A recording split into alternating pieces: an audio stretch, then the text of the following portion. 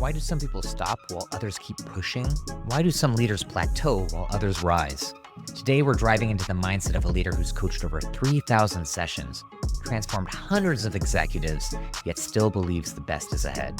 Don't be afraid of conflict, like positive conflict or productive conflict. People leave bosses, they don't leave organization. What goes around comes around. So if you start bad-mouthing your boss, your team will bad-mouth you. And that will just feed into a toxic culture. But you can be the best coach in the world, but not have a thriving business. Welcome to Ambition Aligned, the podcast where top performers unlock leadership, decision-making, and success at the highest levels. My guest today is Dr. Laura Aziz, an elite executive coach who has left a 2-decade consulting career to help top leaders break through their limits. Today, we'll reveal why competence alone won't get you ahead. Before we jump in, what's the biggest leadership challenge you've faced? Drop it in the comments. I'd love to hear your experience. And if you're serious about growth, hit subscribe. Let's get into it. What's driving you? What's behind all of your pursuit for something more? Thank you, Devon. I've been always driven by something bigger. I'm always looking for what's next. I don't settle for a status quo. But I just want to, for the sake of clarity, I coached 3,000 sessions, but 500 people. Okay. Thank you for clarity. Just not to give any. So 500 since I got certified by the ICF, International Coach Federation. Prior to that, I was a consultant in health information technology, and I coached many people. But before being the executive coach, before formally having that, and that was actually the driver. Like I saw how much people wanted to get better. And I was always asked, like, how can we become consultants? What can we do to do something similar to what you're doing now? Information technology applications in healthcare was very new. Like nobody really, 20 years ago, many organizations were still on paper. So everybody was curious to what's next. And then when they work with me on the projects, it's like, how can we do what you're doing? Or what would you from the other things you saw in other organizations, what would you recommend we do to get to the next level? Like, how can I become a director? How I can become a VP? How can I get to the C-suite? And that was an eye-opening for me, to see how I can help people. And sometimes I say things not realizing how much it was an eye-opener for them. Like they never thought about it this way or never attempted to try it. So that's where I enjoy my work and really bring a passion and continue to feel excited about it. Thank you for clarifying. Only 500 people in 3,000 sessions, right? Only. That's all. Only in the last 4 years. So I pivoted to coaching early on in the pandemic. I finished one big project I was on around May, and that's where there was no travel, no whatever. So there was no really projects at the time, and I was thinking about coaching all along and taking some courses as time allowed. So not having work and being stuck at home in many ways, like many of us at that time, it was a good opportunity for me to catch up. And I knew Andrew Neitlich from the Center of Executive Coaching from a program he was offering at an organization was called WBAX. Now it's coaching.com. So I knew Andrew, I liked his style, and Andrew was a consultant before. So there was this kind of sense of he understands what my experience is, what I have seen. And this bridging, from consulting to executive coaching was a good thing for me. I felt like that was the right path. And I joined the Center for Executive Coaching and worked on it like double the time, morning and evening sessions to finish the requirements and take the test, the ICF test. Got the first one, the ACC, Associate Certified Coach. And then as soon as I completed the requirements, I got the PCC, Professional Certified Coach. So I'm working now on the Master. But that's a big endeavor. It needs more. It needs a lot of revisiting many of the coaching principles and competencies, and also time commitment, a lot of time commitment. So maybe by the end of this year or next year. Wow, that's so amazing and so impressive to go so quickly through all of that. So I'm curious, how has that transition been for you since you've been through so many transitions? So what's what's it like to be an executive coach compared to being a consultant? It's amazing. It's beautiful. We do, after each session, many of the companies I work with have a feedback survey after the session. And the highest one is life changing. That's like the best review you get. And then the one next to it is amazing. And every time I get life changing, I kind of feel like, oh my God, like I just want to pause and let everything stop and think about it of how can one person in few minutes, like most sessions will not be longer than an hour, impact someone's life to that extent. And that's the power of coaching in the ability to listen to what someone is experiencing and being able to reflect and get them to think about it. Like, is this true? Like asking them to, is this assumption true? Is the situation actually that, or is this your interpretation? And many times people do not we are moving very fast. Life moves very fast. And many companies, people are, especially executives, are so stressed in time. They kind of go from one meeting to the other. There is no time to stop and think. So it's the time they have for coaching, if they have the privilege to have a coach, is the only time they have to pause and think and challenge automatic thoughts, challenge assumptions, and then the ability to renew our minds. Can we reframe that? Can we think about it in a different context or from a different angle? And many times when we get to that point, that's kind of where people feel it's transformational. Well, that feels really, I see the energy here of what makes you really like transforming or changing and positive influence in people's lives. So I'm curious, what has been the largest struggle that you're seeing with people maybe recently, maybe executives, and what's some guidance? Like if you were, imagine that someone in the audience that's listening right now is going through something similar to what most of the people coming to you are. What would that problem be and how would you advise them? In most leadership, I think about that every day. So every day I take few minutes and think of what were the themes that popped up in the coaching sessions I had. And I try to make connections. And recently, 3 executives from 3 different industries, the main thing they brought was effective communication, effective executive level communication. And it comes in different ways. Like some people are too vocal. People like get startled, like feel they are aggressive, and their peers or their teams feel like, oh, very hard to work with this person. They do not see it as aggressive. They feel passionate about it. They are speaking.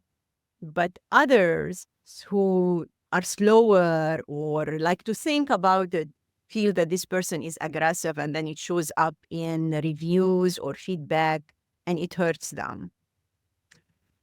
Other people are the opposite. Other people are very conflict avoiding. So they don't want to bring up any contradictory view. But you cannot, in any organization, you cannot just agree with everything. There is always, pros and cons to every situation. So what happens with people who hold back? Usually they are people pleasers, they try to kind of make everybody feel good. Then they end up getting very frustrated. And the real point here from a coaching perspective is how can you go to meetings with talking points, with an agenda, and not just sit and listen. Like speak up, use your voice. Don't be afraid of conflict, like positive conflict or productive conflict. It's not a fight, not every discussion is going to be a fight. And that's where the work with the coach, the accountability or the follow-up, and because these things do not change overnight, right? You kind of develop self-awareness to monitor yourself. How am I showing up in meetings? How am I, the tone of voice, sometimes it's not about the words, but the tone of voice and the facial expressions. Like, can you say what you want to say with more melody versus an order or a command? Can you smile so you're not showing that you're upset? So these are subtleties. And I like to approach it from, can we improve like 1%? Like, can I do it 1% better every day? It's not going to be, this is not going to be 180-degree change, because part of our communication style is part of who we are, part of our personality and how we were brought up. You know, some of it is like what you absorb from your family and what you have been doing for many, many years. So I like to encourage them and support them by saying, like, first be aware. Sometimes it's harder, and I go for more like specific things, like people who like to speak quickly and don't allow time for others to share opinions. I say, put a note. They use a yellow sticky note on your screen if it's a Zoom call, and say, pause, breathe. And kind of bit by bit, they start to embrace that style of communication. So communication is a big one. And then followed by, if not on the same level, executive presence. Wow. And you brought something really interesting that's really useful. I've seen the same in my career and my practice. I'm wondering, I had my last guest, or one of my last guests, was a female leader coach for software engineers. And she had something similar where she said she noticed that women tend to have trouble being disagreeable and kind of articulating what they want more. And men can come off as overly aggressive in some of her practice. And it's interesting, you brought that guidance of those two examples too. I was wondering if you noticed that there's these traits based off of our backgrounds from that perspective as well. Right. And there are different ways to approach it. Like, you can leverage emotional intelligence tool to bring in emotional regulation. That's a big one. We work on it for both men and women from different angles. Like, how can we regulate emotions so we don't get too upset or overreact? Like, not swing. Like, you don't want the pendulum swinging from being very passive to very aggressive or lashing out at people. Like, how can we bring balance and regulate our emotions? And in regulating the emotion, and that was a big executive, actually, senior VP. I never forgot him. I'm not going to say the name of a company or anything, but he was specifically interested in emotional regulation because he used to be triggered. Like, he would see a solution and believe that this is the best thing to do. And he have the data and he's sure, there is no doubt.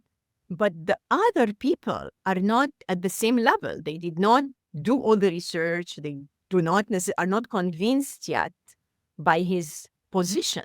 His peers, actually, I'm not here even talking about people on it. So his peers would resist, like, no, we will not do that. No, that's not going to fly. And he gets upset and lash out at them. But working on it 1 year, this was a long coaching engagement. And we worked on managing triggers. And he took it to heart. Like, I gave him references, I gave him articles and books to read, and there are some good quality resources out there. And he took it to heart. The key thing in coaching is if you have to embrace it. You want to be like coachable, what we tend to say, willing to change or willing to try, at least, try new things. So he took it to heart. He practiced. He would, come back and tell me the scenarios and how he reacted. And his scores on the feedback improved. Like, he was recognized by HR and by his boss that he did change. And that's, I think, the value of coaching is not just having time. Everything is great to have somebody to speak with and voice your concerns and try to adopt new behavior, but to actually see it in your 360 is obviously phenomenal, too. So I know it works. If you apply the work, if you work on yourself, if you try to change. That's great. And I think that's an amazing way to frame it. It's kind of a forced self-reflection, but you can't force it. right? Like what you're saying, they have to be open to it. They have to be open to the process. And you've mentioned a few things. I really like the way you think here. It sounds like you think in frameworks a lot. Every time you're talking through an example, you give an example of how you measure the impact or a behavioral trait to fix. And I know, at least you correct me if I'm missing something here. I saw you have some frameworks that you've developed, like the LEAP framework, or their frameworks you developed or used. And I'm curious, how do you use those tools, or what are some of your favorite frameworks that you use in your practice to help frame some of these conversations? Yeah, I mean, there are lots of great resources, I would say, out there if you have the ability to collect them, understand them, and be willing to experiment with them yourself, and then share them with the client at the right time. Like, not everybody is interested in a framework. Like, like sometimes it's like it can be overwhelming. So, in some instances, I would share one or two pillars of the framework. Like, we don't need to overwhelm someone with an elaborate framework, but we can take one or two. So, one of the foundational elements of many leadership frameworks is having clarity of vision, because you want to know what you want, what the company wants, and align them, have alignment and clarity. So I always start with that, but sometimes in the very first sessions, people are not ready to stretch their thinking. So we tend to revisit it again. It, Yeah. it's such a powerful, it's such a deep question. Like if you ask someone, I've asked people, what do you want? I feel like no one really, it's such a hard question. People don't really spend the time that it deserves, because it really requires you to dig deep. So if that's the beginning of clarity, how do you get people to explore that question? Yeah, very good point. I'll give you an example.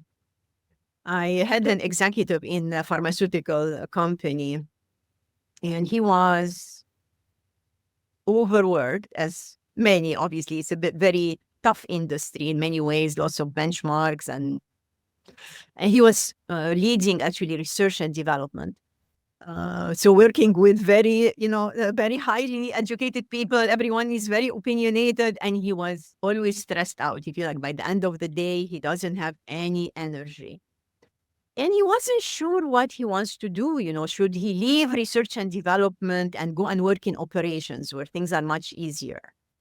Should he look for some other work, where he doesn't have to work all these long hours, and it was very hard question to answer, like it's someone's life, his livelihood. He had 3 kids and, lots of responsibility. And okay, so we need more clarity on what he really wants, what makes him happy, what makes him feel proud of himself, what's in his heart. And the only way to get to that, the only way to access that is doing something simple, but nobody likes to do it. Unfortunately, I don't know why, is having some quiet time and reflecting and writing it down. Like, you have to give yourself, I would say, at least 5 minutes in the morning, 5 minutes at the end of the day. So I don't ask them to do like longer sessions alone because they don't have time. But if you just take 5 minutes, whether in the morning, drinking your coffee, tea, or whatever you like to drink in the morning, or as soon as you get to the office, before you go to meetings and get, busy with all the hassle that you have at work, just give yourself this gift of some quiet time and write down what's on your mind. What are you thinking about first thing in the morning? When you do it consistently, so it's not a one-time thing, you want to do it consistently, you start getting this clarity of what is really important to you. Whether you want to stay in the same company, you want to leave, you want to stay in research and development, IT, you want to go to operations, marketing, whatever. If you consistently listen to the voice inside you, in your heart, in your mind, you eventually develop this clarity. Have you ever seen something transformational just from that exercise? And could you maybe give an example of it? Or I imagine someone came to you and said, I want to fix this. And then you gave them this exercise and then they came back and said, I don't want to do that at all. I want to do something completely different. Was there ever a moment like that? It was, the transformation was in having this certainty that I want to stay and I want to finish these projects I'm working on, that I have power within me to organize myself and not be hijacked and triggered and working, not having energy, working too much time, too much hours. But I want to stay. Like this was, and this actually what happened in this exact situation, where we, after 2 weeks, I think it was about 2 to 3 weeks of writing every day, what do I want? Asking your oneself, what do I really want? Where am I seeing value? Where am I seeing joy? Do I still like what I do? Do I still like this company, the teammates I have, my peers, my direct reports, my boss? And this person that I have in mind, he finally stopped fighting with himself that of whether I should stay or go, and decided to stay. Decided that he was happy here. His boss likes him. The work he's doing is good, and all what he needs to do was to delegate more. Like not hoard. Like some people like to hoard the work. They feel like they are the best ones to do it. Or actually, I noticed some people feel like my team is working so hard. I don't want to give them more work. So every request, this guy specifically that comes to mind now, every request for information that came to him, he took the time to go and find the information. And it's like, when he told me that, and it was like, really? Like your team, you're the 30 people that report up to you. Nobody can go and find the information. You have to stop the other things you're doing in between your senior level meetings or presentations. You have to go and find information. He said, no, I think anyone on my team can get this information. So it's like, so why don't you delegate? Like, why don't you get the email request for some information and you send this email to someone on your team? Look, please, can you find this and respond to this email? Like, why not? He said, he thought about it and he said, I don't know, you're right.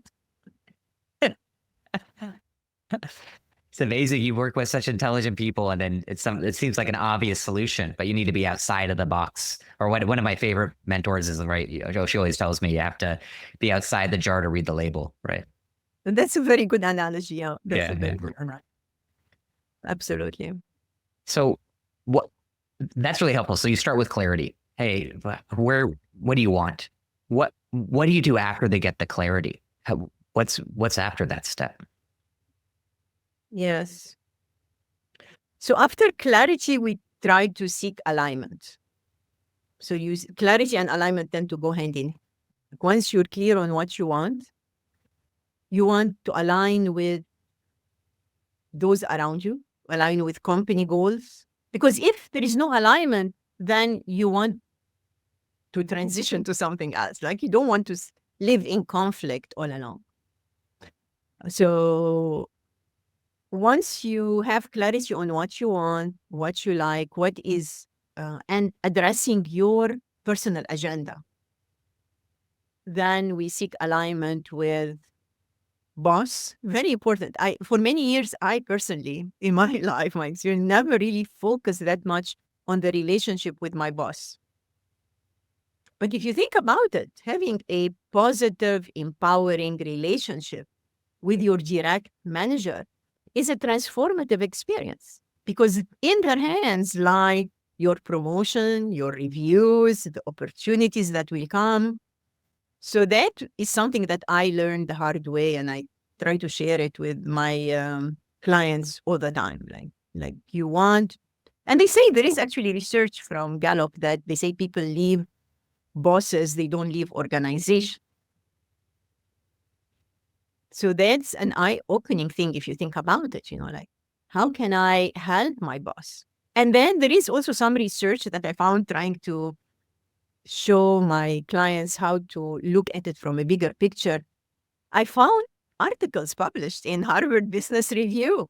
What do you do if you don't like your boss? What do you do even if you think your boss is toxic or incompetent?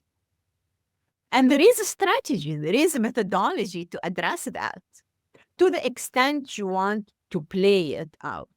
If you feel it's too much, then you want to think of how you can change that. But it is that base pillar in our career advancement is how to align with your boss to help your boss succeed. Because when your boss succeeds, you will succeed. Right? We're working on the same team, you know. So that's a foundational element. Yeah, it's so true. I can't tell you how many times I've seen people fight with their bosses, and it's the fighting the hand that feeds. You know, guys should get along and make sure that you're working towards the same vision here. And it's generally high performers too, the people who really care. Right, there's the one that clash the most. So. And it's hard to think about it like you're not telling them not to care, but it's either you can. I think the word that someone, one of the senior coaches that I follow, say like you are selling an idea, but the person who's making the decision is the final voice. So if you can convince them, if you can sell your idea, so if you think you're selling, you're not going to be fighting, you know, you're going to be more influential, more persuasive, show data, show examples, case studies, be pleasant, you know, don't be, you know, too aggressive or too, you know, extreme in your opinions. So you sell the idea. But if you can't sell it, then live with the decision that the decision maker did. You know, don't fight it. And don't badmouth them in their back. Like, don't go and say, oh, this, whatever, you know, this idiot or this crappy thing. Like, buy into it, you know, that's kind of essential for your reputation. And because the idea behind it is what goes around comes around. So if you start badmouthing your boss, your team will badmouth you. And that will just feed into a toxic culture. Nobody's going to benefit from that. Yeah, it's something you bring it so well. The concept of gossip, right? I see this a lot, and it feels good. I think it feels natural for people to gossip, but they don't recognize that as soon as you gossip about somebody, everyone recognizes that, well, I can't really trust this person anymore because they're probably going to gossip about me, right? And then it creates a culture of no trust. Fascinating. So I want to respect your time. I know we only have a short amount of time today. I'm curious, you've gone through all of these different transitions. What are you trying to accomplish in this next phase now that you're going to get, you know, you're pretty close to getting your top certification in coaching? What are you most passionate about right now? And what are you pursuing? That's a very good question. I have lots of passions, so I try to kind of be productive and try to do whatever, you know, coach myself as well, you know, like, which is a practice that most coaches are good at. It is okay also to get coached, you know, like get or mentored, you know, and part of getting the MCC, there is mentorship in it. My ultimate goal will be twofold. Obviously, to continue to coach in leaders in general. I get lots of personal, you know, satisfaction, and I feel like I have something to share and contribute. But I want to also have a practice for people getting into coaching. Because as you know, there is a big interest these days in the profession of coaching. And it's a big business, big industry, you know, like a $1 billion industry. So I feel like it's going to be a good pivot, or if I consider it a pivot, it might not be a real pivot. It might just be different aspects of coaching. But I feel there is a great demand that can be used for the betterment of the coaching profession. And my theme is coach the person and the problem. As you know, there is a very famous book by one of the founders in coaching called Coach the Person, Not the Problem. But if you look at it from the continuum, if you will, of coaching and consulting, or coaching and mentorship, it's going to be coach the person and the problem. So I want to dig deeper into that. That's great. So coaching coaches, but not just limiting it to coaching. It's actually advising and helping solve problems, mentoring. Yes, because most coaches, especially if they are transitioning, like they leave their day job and they want to have a coaching business, coaching firm, they need to also build a practice. There is a business element to it. Like you can be the best coach in the world, but not have a thriving business.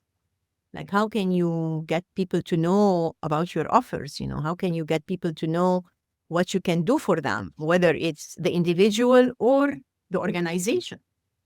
Like team coaching, for example, is a great professional development, not just for people, but for working together, as teams and managing conflict and having a positive, healthy work environment.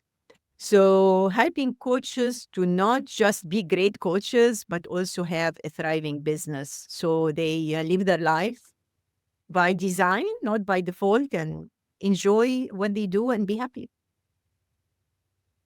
That's excellent. I'm curious, so we have a few more minutes.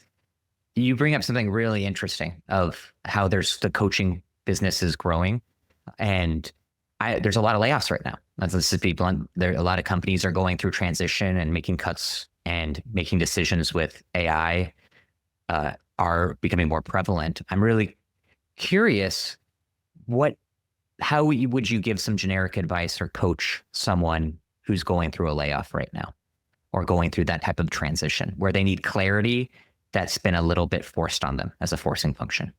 Yeah, very good question. I've been working on that topic for a long time. It's not new. I actually have a LinkedIn Live that session that was dedicated to what to do if you get laid off and what to do to prepare. If you hear about the layoffs and you know that it might hit, how can you prepare yourself? So it's kind of two related but separate, because if you are still employed, gainfully employed, what can you do today to be strong, resilient? So if it hits, you know how to hit the ground running. You're not gonna sit in the corner and cry. But if you're laid off and you got that news already, how can you not let the emotions and negativity overtake you and try to isolate the sense of grief? There is grief, obviously. There is sometimes people feel like they don't know themselves, like their identity is so much wrapped around their jobs. So how can you acknowledge, give yourself time to grieve the loss and think in a practical way? Ideally, if you can work with a coach to help, kind of bring objective thinking and not be overtaken by negative emotion, to what can I do? Like, how is my resume ready? Does it reflect my skills and experience in a positive way, in a comprehensive way? And then LinkedIn, because if you think of your LinkedIn profile, it's like a landing page. Any recruiter or any even friend or acquaintance that you say, I'm looking for a job, any ideas, they will look you up on LinkedIn. So do you have a professional picture? Do you have a professional background? The banner on top, is it easy for people to contact you? And then thinking of some of the greatest achievements that you had in your career and writing maybe a case study without revealing anything that's confidential, but writing a case study to showcase your skills. So I like to leverage LinkedIn as a landing page and let people know how you can help them. What have you done? And then with that, I work on, and I do that whether it's a layoff or just someone wants to get higher in the organization or are experiencing self-doubt or imposter syndrome symptoms, to work on a success inventory. So just to bring a piece of paper or use, notes or anything on your laptop and write down from the time, as far as you can remember, all the successes that you had in your life. In sports, in hobbies, in college, and if you're a parent, raising your kids, like all the positive things, the accomplishments you had as a person, as a human being. And that's your success inventory. And that will keep you strong the more you think about it. And these things are not a one-time thing. You have to kind of repeat, embrace it every day. It's transformative, it's like, because you need to be internally feeling strong and happy about yourself so you can do well in interviews, present yourself in the best possible light. That's such timeless advice. People I'm seeing right now need that encouragement, or it's confidence. A lot of them are really qualified in this, the confidence that will get them. And I completely agree and resonate. That's excellent advice. If you have the time, maybe we could have some fun, just some rapid fire questions, and then we'll wrap it up. Yes. Okay. So what's your favorite leadership book? Yeah, that's a big question.